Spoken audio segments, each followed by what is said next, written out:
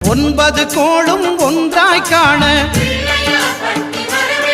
அங்கு கற்பகம் என்னும் கடவுளின் மெய்யில் சூரியன் முதலாய் 9 கிரகமும் பலவித குணங்களை கொண்டிருக்கும் எங்கள் கற்பக தருவில் அவை வரும்போது ஒன்றாய் சேர்ந்து பலனளிக்கும்.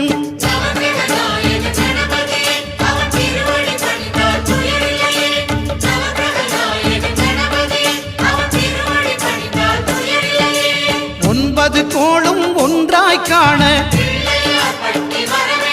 அங்கு கற்பகம் என்னும் கடவுளின் மெய்யில்